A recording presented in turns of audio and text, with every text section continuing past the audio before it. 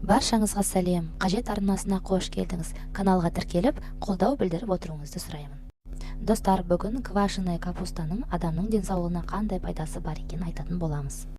Ашытылған капуста, яғни квашеная капустаның құрамында А, С, Е, К және Б тобындағы витаминдер мен микро-макро элементтер мен минералдарға бай екен.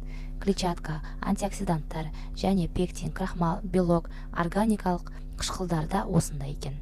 Ендеше достар, күнделікті рационыңызда 100-150 грамм квашеная капуста болса, қандай шипа болатынын біле жүріңіз. Анемияға ем екен. Капуста темірдің көзі.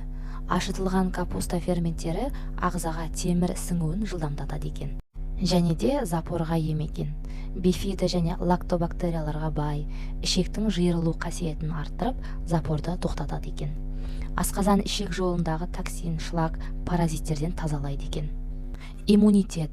С дәруменінің көзі күнделікті 100-150 грамм салат аскорбин қышқылының бір күндік нормасын толық жабады екен.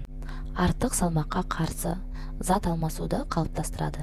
Клетчатка мен лактобацияларға бай. Ол ағзаға түскен майларды жылдам ыдыратып, липидтердің организм тінінде орнығып қалуына жол бермейді екен. Рак клеткаларының оянуын блоктайтын мықты антиоксиданттарға бай.